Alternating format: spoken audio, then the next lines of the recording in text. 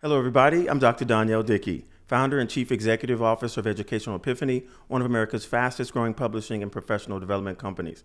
We're happy to have you here at our on our podcast, wherever you find it, whether it be on YouTube or Spotify or even iTunes. The Epiphany Exchange, we hope that this podcast series, that you'll find it instructive, that you'll find it inspirational, and dare I say, entertaining, which is where these guys come in. Not on the entertainment part, just, I wasn't saying that.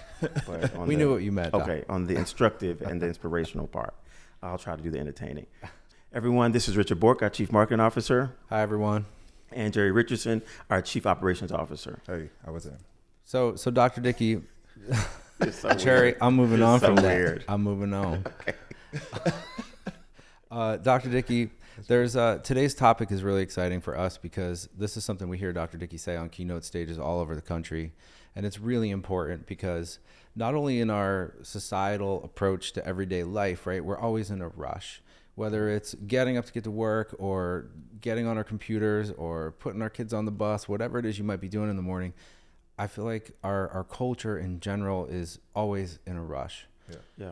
And we see that translates into schools that we visit, in classrooms we visit. And there's something you say on stages everywhere, Dr. Dickey, which is you give this it's a great opener where you talk about, have you ever seen someone speed up to a red light? No. You're not thinking that person's a genius. No, not at all. I mean, you get to but not necessarily both, but all drivers, or maybe both if only one is observing the driver who's speeding up to the red light, both get to a similar station in order to wait for the green light at a similar time, but one has burned more gas and more rubber. Mm-hmm. Yep. And maybe a little bit, more stress to get to the same position. And so I think you're right. Sometimes I call, Richard in the morning, sometimes too early, and I can hear him and Diane and Aiden getting ready for the day. Mm-hmm. And I can almost hear things being thrown into the air. You know what I mean?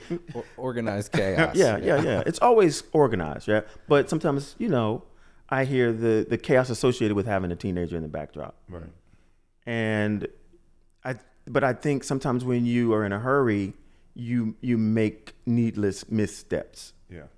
Like you're looking for your keys in odd places, but you actually know where you usually put them. Right. Mm-hmm. Right. And sometimes I find that when we're in a hurry in the natural world, like outside the education world, we do things that might duplicate effort or frustrate us even more. Mm-hmm. And if that's true for the natural world, is it also true for the education world? Yeah, I think people fear stagnation. Like, I don't want to feel like I'm stuck. And so the only thing you can do is to constantly evolve and keep things changing. And then I think that causes a level of rush. Yeah. Okay. And I think of Dr. Dickey, your example of my own family in the morning, right? Mm-hmm. Think about a principal in a school building with hundreds and hundreds of kids, school buses pulling up, and parents doing drop off, all of the pieces and parts. Deadlines, and you have that bell rings at the same time every day. Mm-hmm. Yeah. You can't miss the bell. Yeah. And so to that end, I believe that as teachers who, bear a great deal of the, personal contact with kids and their effort to get them from one place to another one academically, they all too often find themselves feeling like they're being expected to. Because it's one thing to do it on your own volition, but I think it's another to speed up to a red light because you're expected to do so. Yeah. No, absolutely. I mean, the biggest model for me, especially when I first started teaching, was the spiral effect. And so what that means is you introduce a concept. They may not understand the concept. That's okay, because they're going to get the same concept again later on.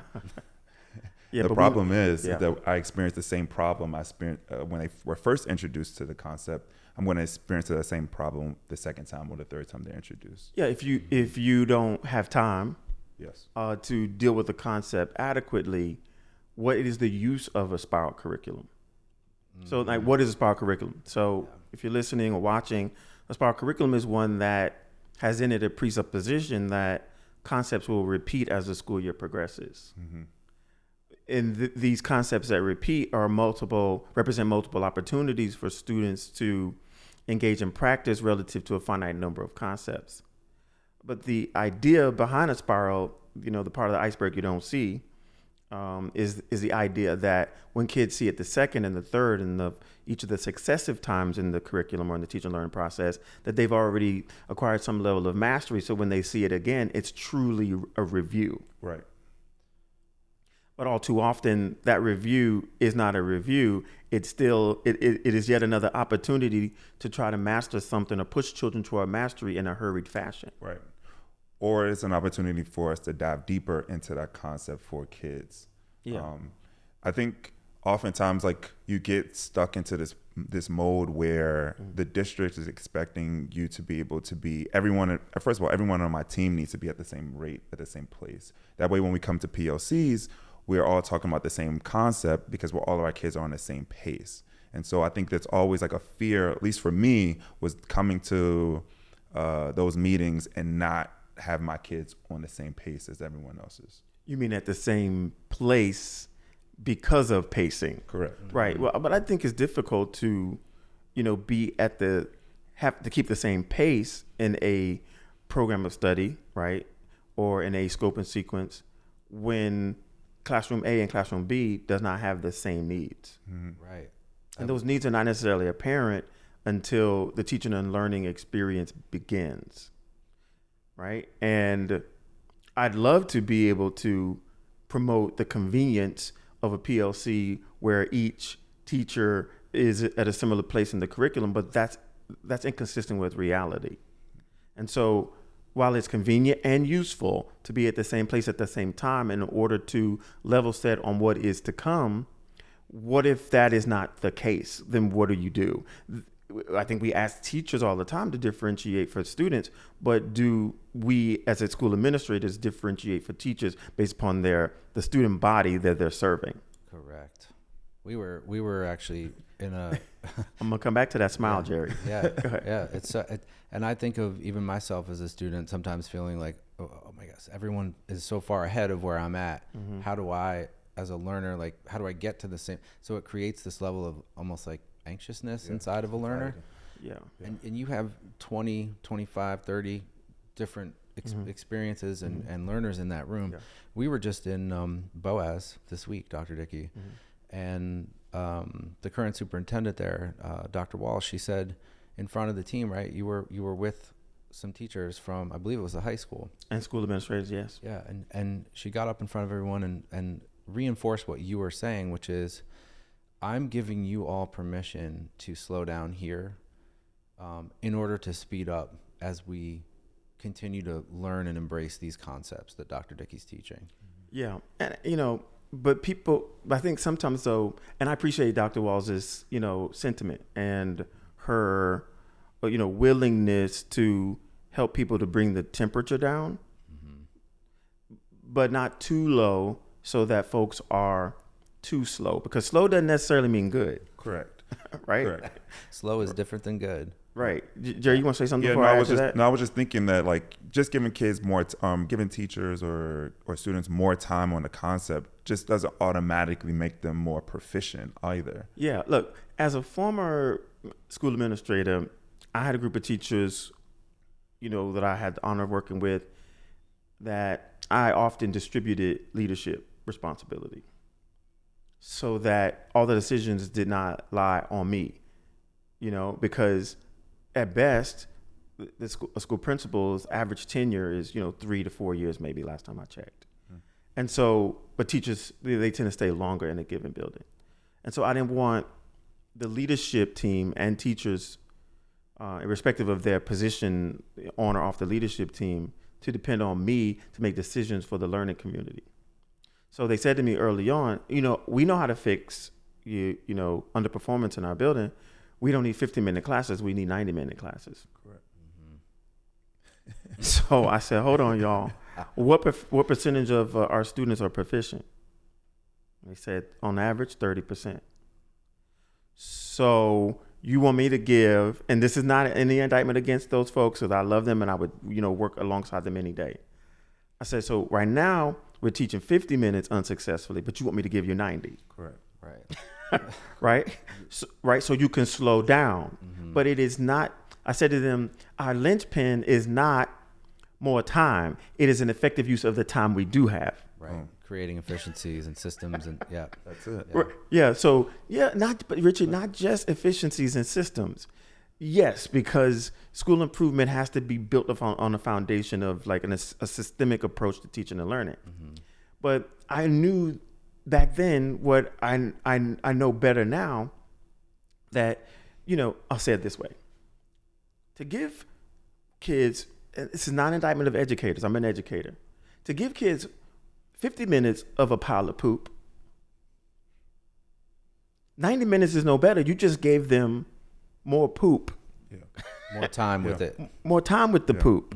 And so I knew what we needed to do, and they agreed with me, improve the quality of what kids were getting. You don't need more time. You impact the quality of the time you do have. Right. So is it tying back to what you say a lot, which is around calibration? Yeah, it is calibration. It is two things happening at one time. Calibration of an understanding of what is being taught. I had a teacher say to me yesterday, she said, oh, I didn't know this. But what the teacher did not know, and she was very transparent, you can work with folks who are transparent, and an educator who admits in a public setting that they do not know, do not understand something, is a champion in my eyes. And so, because you can help them know. Yes. And so it is, what has to happen is, if folks are going to teach kids something, they have to understand it deeply, particularly if they're going to be able to differentiate it for kids who are on a spectrum of capacity and ability. And then the second thing would be, once everyone is calibrated on their understanding of the concept, they have expert level understanding of the concept, then you can concern yourself with pacing. It's almost like a reset, thinking about focusing on deep understanding and deep conceptual knowledge of the concepts that you're teaching. Yeah, and we talk about that all the time, and I hope we don't sound like a broken record. I was sitting with a district leader. District leader said, I don't think there's a magic bullet for school improvement. And in that moment, I respectfully disagreed with the superintendent. I said, I think there is. Yeah. And what is that magic bullet? It is make sure the adults in the instructional ecosystem, including those who observe and give feedback, and those who are planning and delivering instruction, and those who are supporting it in some way, are on the same page with what a fraction is, for example. Then you can concern yourself with pacing. But I think what's happening in America is, this is what's happening in America. People are depending upon a program to pace them. Correct. But children are being assessed against a standard or a set of standards. And so it's not just knowledge, it is knowledge according to what standard. And it's not just slow down, it's slow down to make sure you know who's who in your room. Correct. Yeah, because I'm thinking about it in like 3 buckets. Bucket 1 is just content knowledge and pedagogy. Yeah. Then I'm thinking bucket 2 is about pace and time. And then bucket 3 is data, collecting data, know when we're ready, when we're not. Yeah, I agree with you wholeheartedly. Particularly, I want to dovetail on what you said about number 3, data, because I think data is like misunderstood, and data analyses are made more stressful than they have to be. And I think if we're looking at data from summative assessments, we're too late only. Right. And so what data do we need? We expose kids to treatment, instruction that was planned by folks who fully understand the concept themselves and supported by people who fully understand the concept themselves. Mm-hmm. And we give kids access to that treatment. Well, I would argue maybe you perhaps would need a pre-assessment to assess the quality, the impact of instruction. Mm-hmm. So plan, have the right resources, pull from the curriculum to support instruction connected to a given standard or set of standards. Give the assessment, pre-assessment, quick, not designed to over-test, but designed to give teachers in real time data on where kids are now. Mm-hmm. Right. Because you cannot make the assumption based upon the summative assessment. You may not know the conditions in which children took the summative assessment. Correct. And also, isn't it, Doctor, if you wait too long to assess kids, then it's too late to resolve some of the issues that you might. I never say it's too late. I say that you can always act on the data you have. Mm-hmm. But I do understand where you're coming from. Like, if kids have access to someone who is becoming an effective teacher for too long, like, people are practicing on other people's children, mm-hmm. then you set them back for years. Mm-hmm. But never too late, never able to resuscitate them. I don't believe it, mm-hmm. Because we'd have to give up on a whole lot of kids. Right. Let me ask you something. So let's say, for instance, this is like a case study. There's a teacher. They're teaching determining the theme of a text. Yeah. And so we realize after a week we've been doing this, and still the data I'm getting back from the students is showing that they are lacking understanding. Yeah. What's too long for me to stay on this particular concept? Yeah. So let me say this before I answer that question. The data I was referring to in the previous, back and forth is about real-time formative data. Like, as children are forming capacity, assess them along the way so that you might understand who doesn't need you, mm-hmm. who needs you just a little bit, and who needs you a great deal in that classroom, mm-hmm. on a concept like theme. So I think what has to happen is you assess kids to see where they are, and then based upon that immediate data, make decisions about who gets what from you. Because I think what we do is we keep children on this assembly line approach to teaching and learning, where they all have to participate in the same thing at the same time, but they don't need the same thing. And its pre-assessment already told us that. Right. So I think why it takes us longer to get kids to proficiency on a concept like theme is because we're managing children who don't need us, mm-hmm. children who need us a little bit, and children who need us a great deal, all at the same time, when we could free ourselves from supporting kids in a traditional way who don't need us in that moment. Mm-hmm. So you let the kids who don't need you at all, you let them go to do something more challenging related to that concept. So maybe the complexity of their text is more, you lift the complexity of their text, mm-hmm. and you give them a variety of texts, but you let them work independently or in groups of 2 or groups of 3. But I'm answering your question. I'm just going the long way. Okay. For kids who need a little bit of your help and who need a lot of your help, I think the ones who need a little bit, you straighten that out for them right there in that moment, mm-hmm. while you keep the other 2 groups busy, mm-hmm. because they have the capacity to join the kids who don't need you at all. Correct. Address it in that moment. Right. Mm-hmm. Or you could, address the kids who need a great deal from you in that moment and let the other 2 groups go. Mm-hmm. But I think in America we keep them in the same group, mm-hmm. which takes us longer to get them to proficiency on a concept than it has to. So to answer your question, I don't have a specific number of days, but I do think a concept like theme, you should be able to teach it to mastery in 3 to 5 days. Yeah. If you separate them into groups. Right, but then I'm finding myself, this is week 3 and I'm still on theme. Then the issue is you. You're the common denominator. There it is. So let's not I don't mean that. I'm not saying that to be rude. I'm saying that as we're not effective in the same way. Yes. Yeah. It sounds to me like it, and I keep going back to this word, obviously differentiation, as you guys are going back and forth about this, and you, as a teacher, you have to be so aware and knowledgeable and understanding of what's going on in your classroom and all of the different kids and all of the different needs, and this level of in the real time moment planning and assessing and addressing. Yeah.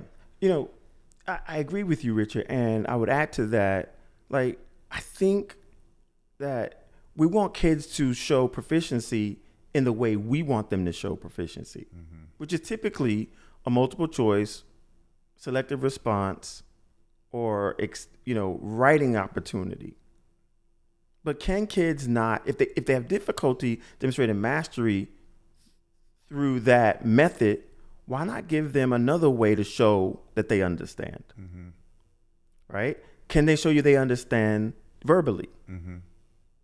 Can they show you they understand through a discussion or some type of visual representation of information? Yes, the world wants us to assess them in a traditional way, and I think that is important. Those ways are important. But, Jerry, you're asking, if it's taking me longer than a week, am I contributing to their lack of proficiency? The answer could be yes, but it's not necessarily you as a person, but your choices. Yes. So even if kids can't read at the grade level expectation to determine the theme of a complex text, maybe they can be read too. So, but because of the prerequisite of thinking at a high level, which is determining the theme of a text, that's not written in the text itself. It's implied. It's not explicitly written in the text. The prerequisite of being able to do that is not reading. It's thinking. Right. And so students who cannot read on grade level, they can still think at the grade level expectation. You just got to set them up to do so.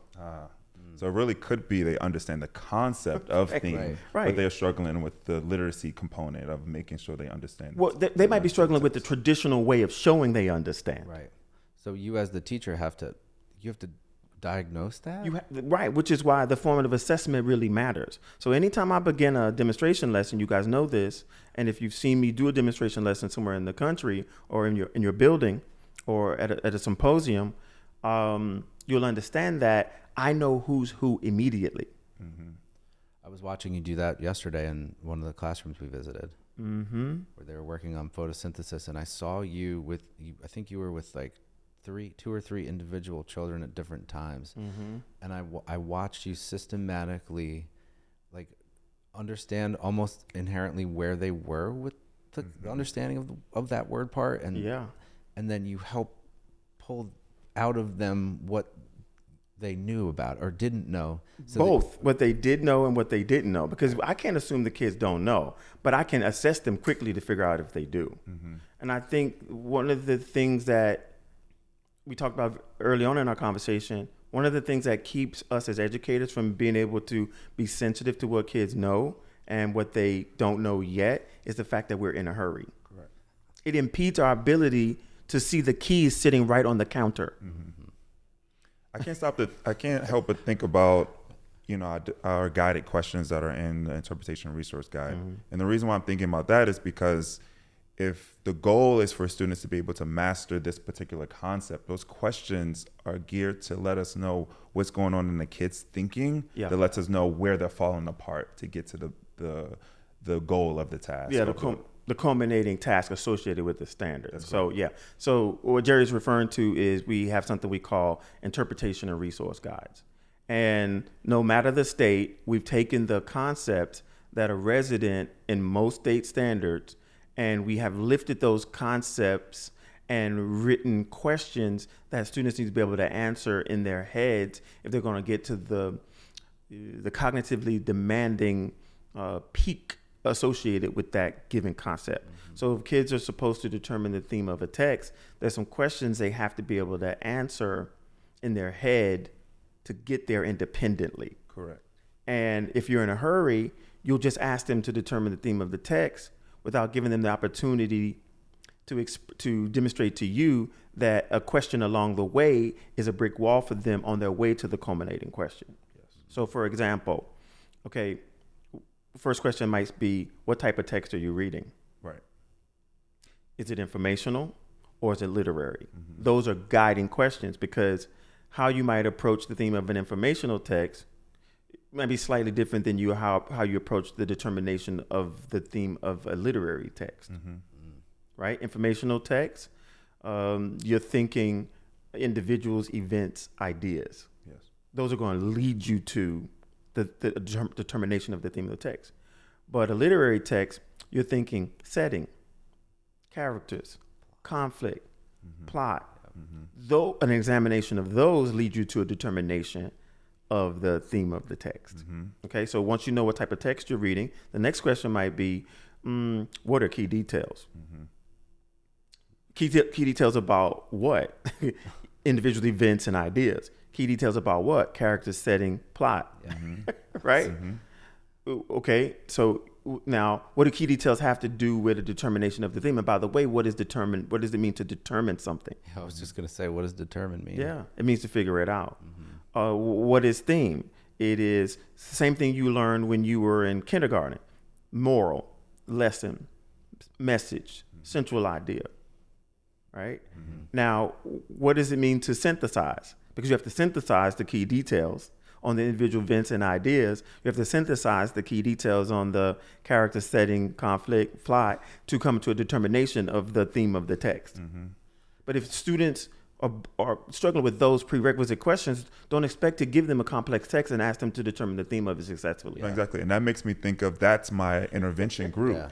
right? So I may have a group of kids who just struggle with key details. They're not going to be able to get to determine the main idea because they really need more support on key details. Yeah, because they think every detail is key. Correct. I may have another group that's just looking at plot. That's right. And then that's going to really help them to then be able to look at key details and then be able to then determine the theme of the text. So think about the plot of something, we all have read, like Tortoise and the Hare. So we meet the tortoise. Y'all forgive me, I haven't read it in a while. I was like tortoise and hare. Okay, yes, Right. yes. So you meet a turtle, right? Yes. I don't know if turtle for tortoise is the same thing, but you meet a reptile. Yeah. And you meet a bunny. Right? And there's like this, conversation about I can beat you. Yes. So you've got the characters, you've got a setting, and you've got a conflict. That already is setting me up to be able to determine the theme of the text when I think of the key details in relation to those elements. Correct. Correct. So, who ends up winning instructionally? Is it Yeah. the tortoise? It's slow and steady. It's not being in a hurry. Yeah. Because then you're able to, as an educator and a student, at that tempo and that pace and that almost, I don't want to say too comfortable, but there's a level of commonality with the instructional pathway and the way the students are learning individually through differentiation that allows kids to pay attention and to focus and to grasp the concepts. Yeah, I mean, I think in some ways differentiation has become like a dirty word because it is, if an amateur's approach to it is to pile strategies on teachers. And that's a mistake. Like pile a checklist of things to do on teachers, it's a mistake. But I think to distill it down to its most basic elements, differentiation is while you're planning what you're teaching, so that you don't constantly feel like you're in a hurry. Think about kids who already know the answer before you ask the question. What are you going to do with them while you're trying to serve kids who, if they could just get clarity, they wouldn't need you either. So you can support the kids who they're drowning. Before you even begin the lesson, they come in with their dukes up. Ready. And what I mean by coming in with their dukes up, they have some hierarchical needs that have not been met. They don't want to read out loud because they're struggling with basic foundational skills. They don't want to be found out to not understand. They're frustrated. And they can easily become, because they're being underserved in some cases, the kids who keep you from, I hate to say it, but advancing the lesson because they'll put up distractions. As a cry for support. Yeah, it's what it actually is. So, I never, position myself to blame kids for anything. Instead, my goal is to figure out and help schools and districts to figure out how can you support those kids in such a way that they become the greatest beneficiaries of what you have planned and what you deliver. Mm-hmm. So what if I'm at a school and I realize my students need this extra time? I'm doing all the things correct. I'm monitoring their progress. I'm noticing that they are making progress and understanding this. I'm pulling my intervention groups at the same time. But I know that leadership is telling me I have to be at the same pace as everyone else. How do I justify my pace that I'm on with my students? Yeah. As a, I always felt like as a teacher that I had agency. I just didn't know any better. I didn't know any better not to have agency. Y'all know what agency is. It's like, look, I'm the one teaching them, while you're doing whatever on the PA system, interrupting me while I'm trying to teach, and I just got them settled. All right. So I always, y'all laughing at me? Jerry, how were you as a teacher? Did you have agency? No. Okay. I don't know. Because I was raised by my grandmother. She just said, if you believe something, express it tactfully. Yes. Love that. Yeah. So I would say to administrators who early on in my career who wanted me to be at a certain place at the same time, come and sit in my classroom for as much as you can on any given day. Mm-hmm. So that you can give me feedback on my conceptual understanding of what I'm teaching. Mm-hmm. Cause you got to wrap it up.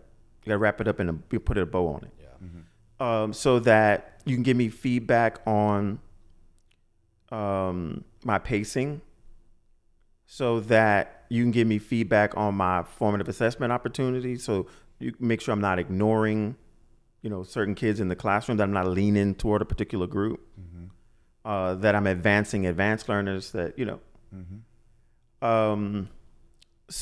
And I did that so that they would, at the elementary level, so that they would see what I'm up against. Yes.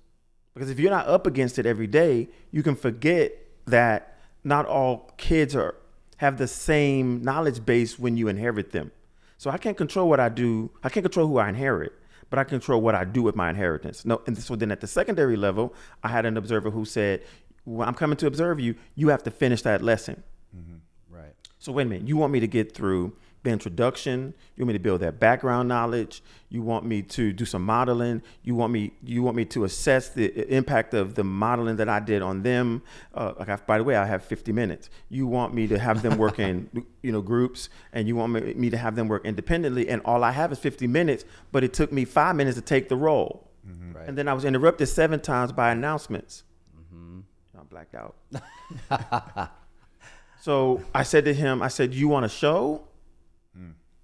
Or do you want me to help kids? Yeah. I said, because, last time I checked, sir, we're friends now. Our kids are in a hole. And how I get them out of the hole, agency, how I get them out of the hole is not to rush them. That happened to them before they got to me. Yes. Right. Yes. So if you rush me, I'm going to rush them. Yep. So I think what we have to do, and administrators will listen to you. Right. You have to teach up. Yes. Right. Great It's advice. No, it's so true. I mean, even in work, right? You have Mm-hmm. to, if you have a particular role, like you have to have agency in that role in order Mm-hmm. for the organization to function. It's the same thing in a classroom. Yeah. And we see you do that all the time. But when you're talking about a 50-minute period of time for a teacher and all of the challenges and distractions that take place, plus you have all these different types of learners in the room. Yes. I mean, Yeah, but you want me to speed, but I'm trying to keep them safe academically. right. But I love when you invited, as a teacher, you invited the feedback. Mm-hmm. You invited that collaboration between you and the leadership. Yes. Yeah. And I think feedback is something we talk about a lot. Yeah. It has to be constructive, right? There's between that dialogue between the teacher and the leadership, it has to be a very specific communication in order for it to work for kids. Yeah. Here's what we don't want teachers to do while they're teaching: walk on landmines and not be able to respond to them in real time. Yeah. Yeah. A lot of landmines you're describing. Yeah, and what are these landmines? It is gaps in student knowledge and gaps in students' ability. Yeah. So I don't, as a teacher, I don't perseverate over time. I perseverate over the discoveries that I have in real time. Yeah. And then I do something with those discoveries. I was doing a demonstration lesson in Arkansas the last school year, and the deputy commissioner for the state was in the room. Superintendent's in the room, principal, teachers, and a group of lovely 7th graders. And I opened the lesson knowing that I only had 50 minutes, but not allowing the time to rush me. Because my thought is, if I don't finish today, I finish tomorrow.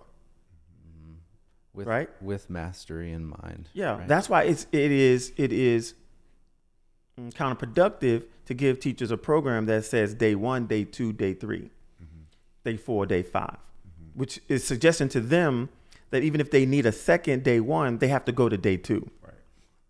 And it piles upon itself.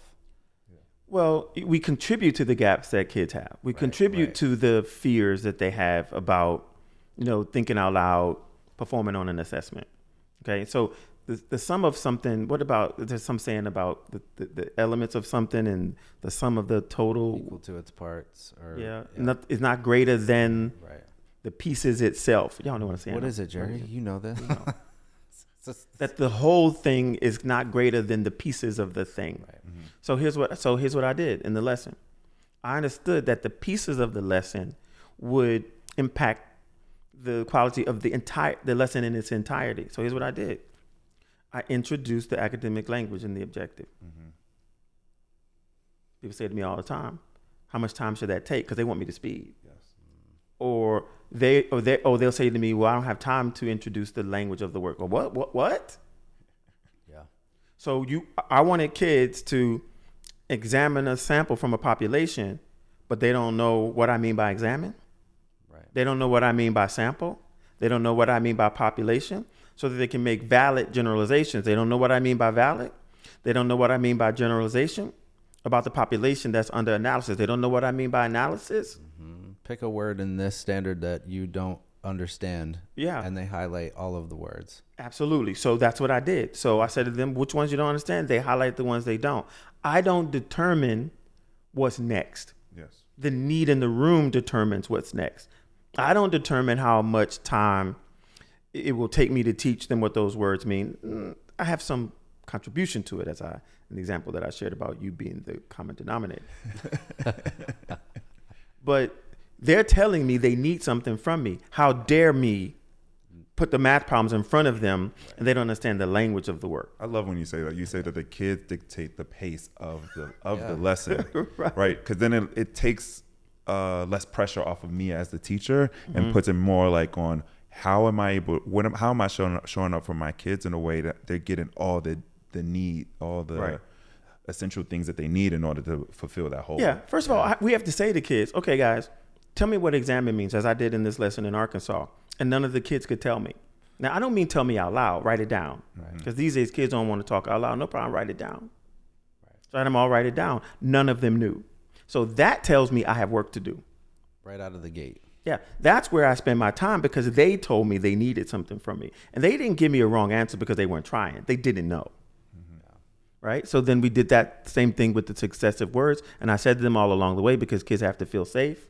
Hey guys, you're in a safe place. And if you do not know, it is okay not to know. But what's not okay is if you leave my classroom and you don't know because I know. And I'm supposed to transfer that knowledge to you. I've not done my job well if you leave here and you don't know what a population is. But I'm asking you to involve in mathematical problem-solving situations that assume you do understand what a population is. Right? So I went about assessing their understanding of the language, having a conversation with them about the language. And then I said, okay, now guys, I think you're ready to do the work. But before you do the work, let me model for you how to examine a sample from a population and make valid generalizations about the population that's under analysis. And when I said that, they were like, oh, I know what that means. In fact, one kid did like this. I said, sweetheart, why are you gasping? She said, I know what we're getting ready to do. Yeah. And people watched me in amazement. with kids who would ordinarily be completely disengaged. They felt you listening and paying attention and responding to their needs. Right. And because of it, they responded to me academically. So I modeled for them quickly so I could get out of the way. Then I said to them, okay, now it's your turn. Here's a problem. Tell me, read the data, read the sample information, population information. Here's a generalization. Tell me whether or not you think it's valid or invalid. Right? We talked about valid meaning relevant, logical, sensical. Invalid being the opposite. And most of the kids, in fact, like maybe about 80 or 90% of them nailed it the first time. So those who nailed it, I let them go and work in partnerships because I'm not going to teach 3 groups at the same time who don't need me to. Right. So then I was left with 2 groups.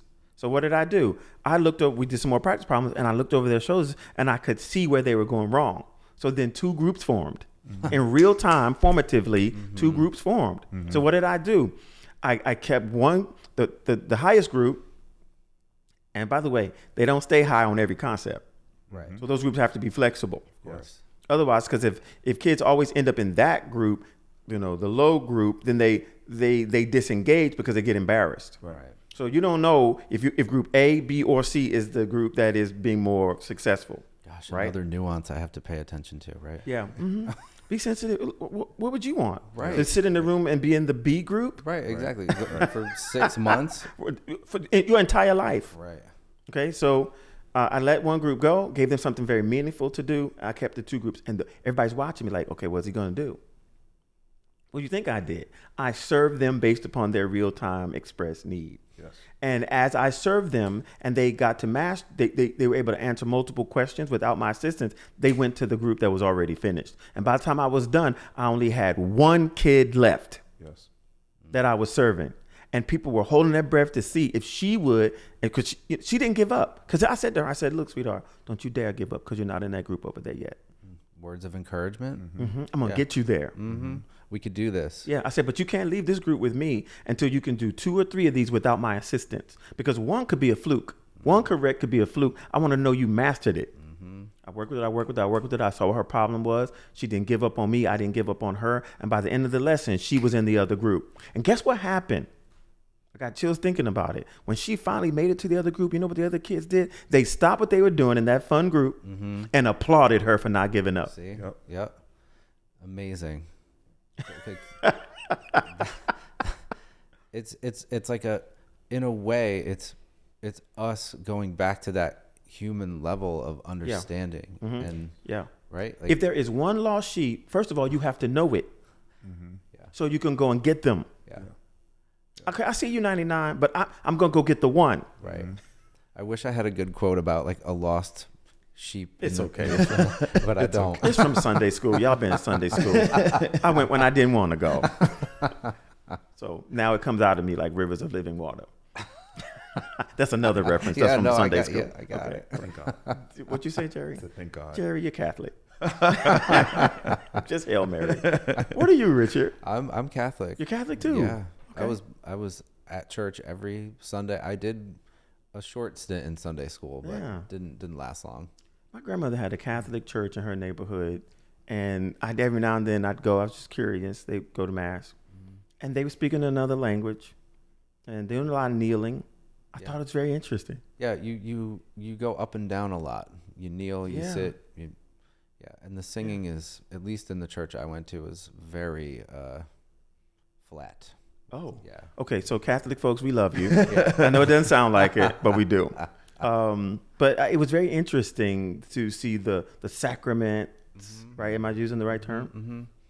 And the rituals. Yes. But I do think there's a lesson in that mass is a very successful enterprise in that people get what they need and they're able to go back into the world and function. And I think professional development is the same. It's the same as it would be attending a mass. You go to professional development, you get what you need, and then you go and you do your best with what you're being challenged with each day. Right, and it gives you also, like, back to the church thing real quick, it gave us as a family time to be together. Yeah. So I think in professional development, your time together as a team is critical. Yeah, because you go there to get developed like you go to mass to get developed. Professional development should be two things. Professional, and you should get developed. Thanks for prompting me. He knows my isms. Love it. Okay, guys. So we diagnosed. Yeah. What is the problem? Mm-hmm. What is the problem? One of the problems we face in public education, folks are in a hurry. Yeah. And we prescribed. What is the prescription? It is efficacy. Use efficacy to teach up. Right? And school administrators will respect teachers who who demonstrate an understanding of the population that they're serving, right? And all slowing down is not good. Right. Don't be too slow. And more time is not necessarily your panacea. Mm-hmm. And we have to rethink pacing. Pacing is supposed to guide us, but it's not supposed to restrict us. Mm-hmm. Right. So that's a lot to think about. It's a lot to consider. Mm-hmm. School is back in action pretty much all over the country. I know. Yeah, by the time folks see this, they'll be well into the school year. Yeah. So I think as we move through the school year and as classrooms continue to flow every single day, kids come in and out, what advice do you have, Dr. D, about, I'm a principal, I'm listening to this episode and I'm wondering, how do I put these practices into place? Yeah. How do I help my teachers and coaches in the building understand, what our instructional goals are and how to listen to kids, how to, diagnose what they need in real time, how to differentiate. You talked about a lot of things. Yeah. First of all, I hope it was useful and that I didn't talk in a circuitous fashion, right? But I would say to distill it for ELA, concepts repeat in our programs of study. Mm-hmm. So there's only a finite number of concepts kids have to understand through the reading of informational and literary texts. Mm-hmm. What are those concepts? Identify those concepts. So I can run through them in my head real quick. For example, for the middle grades. Mm-hmm. With informational text, kids have to cite evidence. They have to infer. They have to determine the main or central idea of a text and the theme, for that matter, of a literary text. They have to understand the relationship between individuals, events, and ideas in an informational text, and character setting and plot in a literary text. They have to determine the meaning of unfamiliar words and phrases. So what am I doing? I'm just walking up and down the concepts in everybody's state. Mm-hmm. The letter and number combinations in front of the standard may vary, but the concepts remain the same. Mm-hmm. Even in through the introduction of a new set of standards by a state, the concepts are the same. Mm-hmm. Kids have to identify text structures used by an author to compose an informational text, and the text structures the author uses to compose a literary text. But structures are different from informational to literary, mm-hmm. which is why we cannot just blindly buy programs of study and say that they are aligned and require folks to teach them to fidelity, mm-hmm. because fidelity they may not be worthy of. Mm-hmm. Yeah. Other kids have to determine the author's purpose of a text and author's argument of a text and a few more concepts. So, but there's a finite number of concepts. So plan, deliver professional development on what those concepts are. Right. Yeah. Right? Uh-huh. So that everyone's clear on what they are. And by the way, don't leave social studies out on the ones that relate to informational text, and don't leave science out on professional learning on the informational concepts, because those concepts should be woven into their content area. And secondary people, we love. Well, I'm elementary and I'm secondary, but many of us as secondary folks, we love our content, but kids cannot get to our content without those literacy concepts. Yes, right. Because those literacy concepts are the language of the assessment. So to answer your question, for ELA, identify and level set on those concepts, mm-hmm. right? Because when they spiral, mm-hmm. we have to differentiate for the kids who already got it, so we can pay attention to the kids who didn't. Yeah. Yep. Right? Got it. So I'm not saying ignore the kids who did, because you need to stretch them. Mm-hmm. Okay? For mathematics, the same is true. There are several domains of mathematics, about 5, depending upon what state you're in, like algebraic thinking, geometry, Fractions. Fractions, counting and cardinality, things of that nature. Level set on what the concepts are that live inside of those domains. Right. And seek ways to have science teachers support those concepts, because you can't teach most science domains without references to math concepts. Sure. Right? Yeah. So develop folks to the point where you almost like take them back to school on the concept right before they have to teach the concept. And if the adults are mature and open, they'll allow themselves to be taught. Teachers that allow themselves to be taught.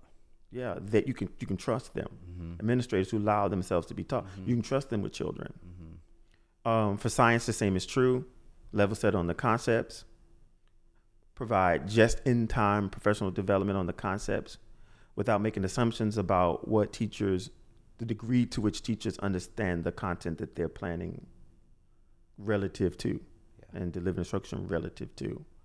The schools where I see the most significant, most expeditious improvements in student outcomes are schools where folks say, okay, third grade, come, let's talk. You're about to teach theme. Let's talk about what it is and what it isn't. And what are we pulling from to get kids to the finish line? And everyone in the room in that moment is a learner. Yeah. Even the most senior. Yeah. Always be a learner in life in general. Yeah. Allow yourself to read and learn new things and, work with your teammates. Jerry and I learn new stuff all the time together. All the time. Yeah. Yes. I've yet to see evidence of Jerry having learned something recently. Always being developed and professional. Yeah. Yeah. So my advice is not a long litany of things to do. It is getting ahead of instruction and everybody in that room being willing to say, I don't know. Yeah. That's very clear, Dr. D. I love it. I think the way you can break down what you described earlier in the episode to help folks understand what the next step is.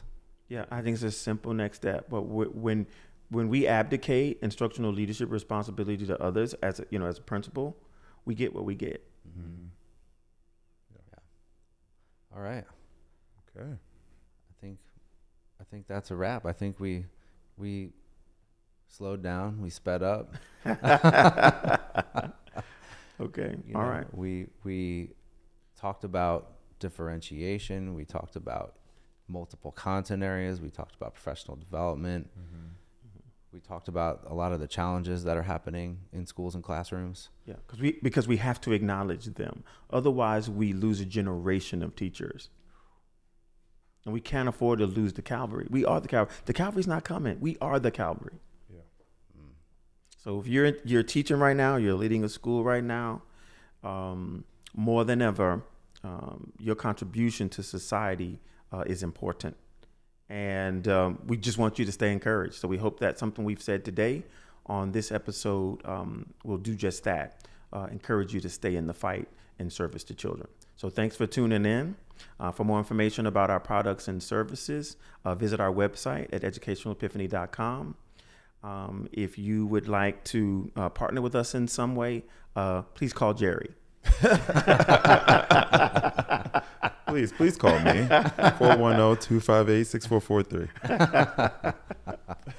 I love it. Mike Jones. All right. Okay, so guys, we'll see you next time. Take care. Take care, everybody. Thank you.